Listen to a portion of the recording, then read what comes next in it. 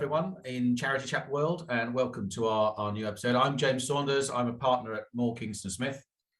With me today, as always, the ever lovely Wonder Woman of charity law, Catherine Rustomji from Shakespeare, Martineau, and also the everlasting daredevil of charity investing, Charles Mesquita from Quilter Cheviot. So what's caught my eye this week? We've got a new Secretary of State at the DCMS now, following the Prime Minister's cabinet reshuffle this week, and Lucy Fraser now has replaced Michelle Donnellan, who was herself only appointed last September, you may remember. Stuart Andrew, it seems, is still the Civil Society Minister, so there's some continuity there, at least, over these change. But I think it's worth noting, Ms. Fraser has had 6 different jobs in 24 months, and the DCMS has had 8 secretaries, different Secretary of States in the last 6 years. So let's hope that this appointment bucks the trend of recent short tenures. And also harking back to a topic we've covered on a number of occasions. I also note that Eastside People, formerly Eastside Prime Timers, I think, have just published their annual Good Merger Index, which reported that the charity sector mergers fell to their lowest level in 8 years. It was reported as something of a surprise, but I don't think really we're very surprised, Catherine, Charles, given what we've spoken about before. We're fully expecting fewer mergers, but of course more partnership working between charities, which has been the revolution in the last few years, really. But there were a couple of articles I came across which I think we ought to talk about, really.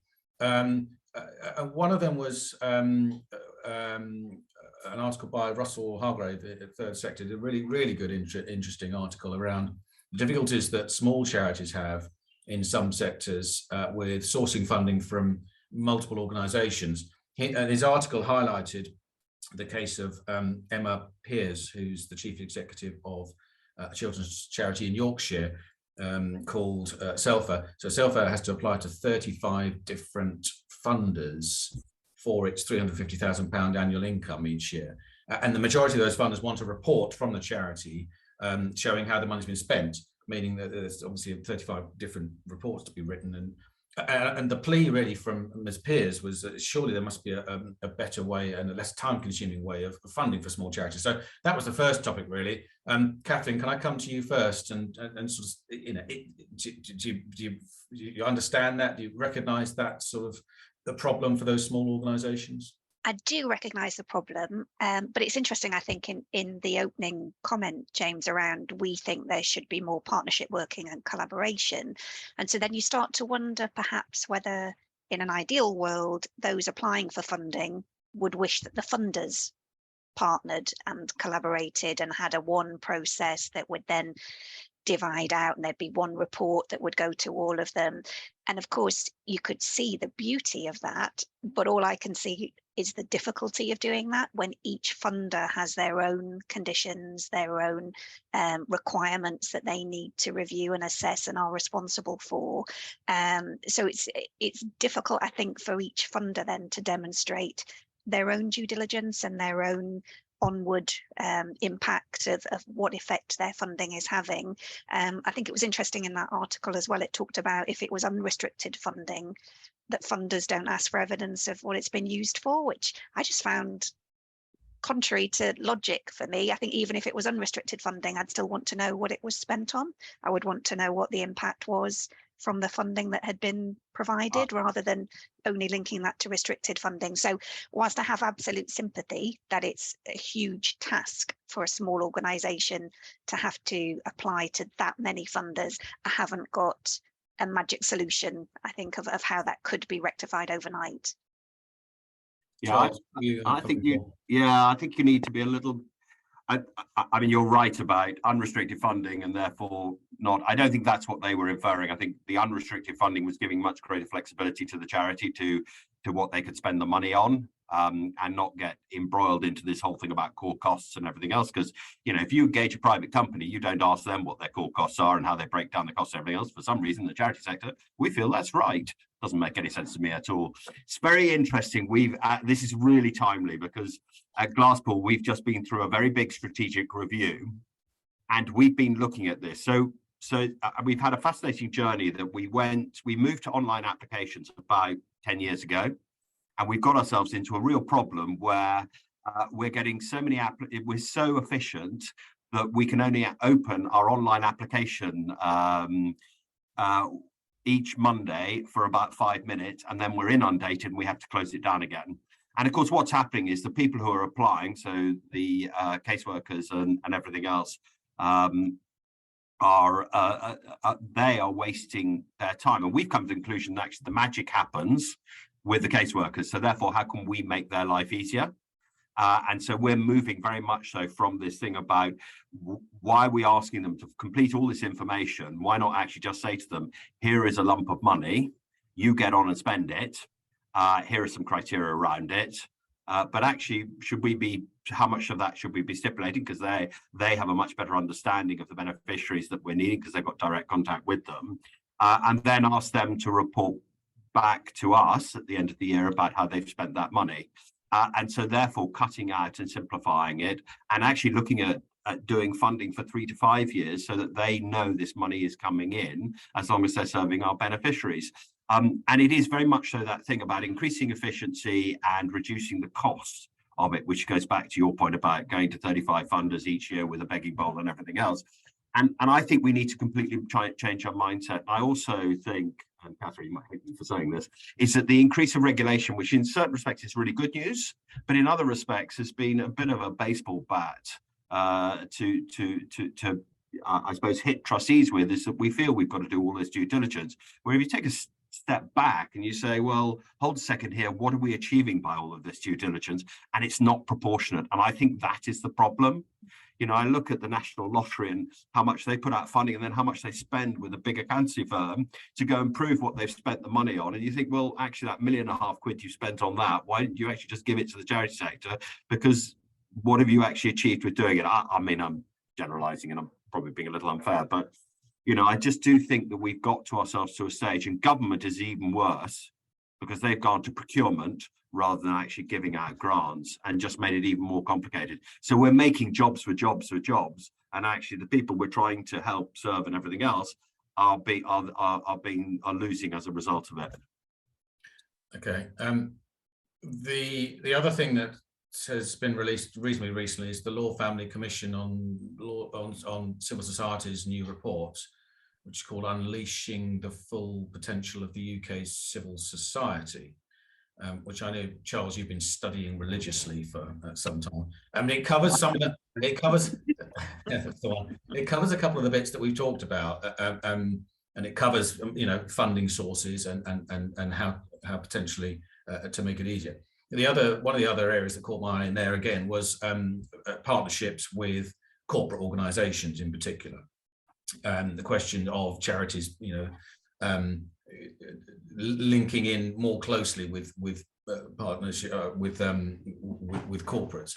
We've talked about this before, and we've talked about the opportunities there are for charities to sell themselves more, if you like, to really show what the other organisation can benefit from, rather than, as you described rather crudely, Charles, but perhaps in some ways accurately, just going out with a begging bowl.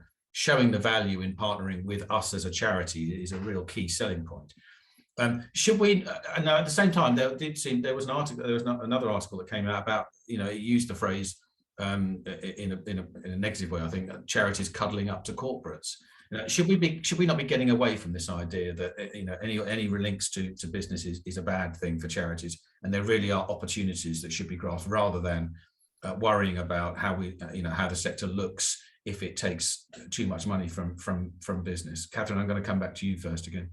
Okay, it's a really interesting one. I mean, I like a cuddle. I think I could be a cuddly corporate. That would be my next intro for the charity chats. But I think it is that key point of it's a two-way street. It's no good coming with a begging bowl and then complaining about what shrapnel is dropped in there, because that will be how it complies, I suppose, how it ends up being, rather than engineering something that benefits both sides of it. I mean, personally, I hate corporate social responsibility. I think that's just a way to make me feel guilty. I think, you know, when we call it corporate sustainability, That's about my business being sustainable and the charity being sustainable. That's what we should be looking for, and moving away from pro bono as a it's worth nothing, so I'll give you it for free, rather than the professional advice that the three of us give. We charge for that. That's a different proposition completely. And I think it is, in a way, another opportunity for partnership working to say we both need to be getting something from this arrangement. Charles, are you in agreement? Yeah, I think I mean, it's interesting because Pro Bono Economics, who's been working with the on this with the, I think it's the law family who commissioned this report, are talking about it's the in the ESG, the environmental, social, and governance. It's the social bit, which I think is really interesting. Having had a look at the report, I find it quite fascinating that the figure they came up with, the local social sector income from business totaled 2.4 billion, which sounds a massive number, but actually it amounts to 0.06% of the private sector turnover, and the average business contribute £450 per annum to charity. So that sort of puts it a little bit into perspective. I agree with you. This is a transaction between business and charities. I think part of the problem goes back to an issue that is always continually coming up, which again is picked up in this report, about the vision for civil society and the lack of vision for civil society. And I don't want to blame government for that, but I do think we are really fortunate in this country to have a very vibrant civil society doing amazing stuff. But you don't get that from either politicians or from the press. And I think it just sort of carries on happening without people understanding the magic. And the other thing that really struck me in this report was the way that we don't gather and then use data to actually be able to demonstrate that. And I think those are sort of things that we could probably do as a sector and share that, so individually, so that we start building that story around it. But I think there is much more, but I think you're absolutely right. People to me look at business as an easy place to go and get money, where actually what you need to do is to build strategic partnerships, and that strategic partnership's got to work equally for both, for whatever reason. And I agree with you, Catherine, 100%. I absolutely hate the word corporate social responsibility. To me, it's window dressing. It's people doing things all for the wrong reasons, and it's not embedding it into a culture. I think your point there, Charles, about there's no overarching strategy goes back to where we started, which was 8 Secretary of States for the department in charge of the charity sector in the last 6 years. I mean, and I think it's 13 in 13 years. I mean, where is the direction coming from? Where's the strategy at that high level from there? I think that's as much time as we've got this week. So thank you all for listening and watching our chat, and hopefully we'll see you next time. Thanks very much. Bye bye.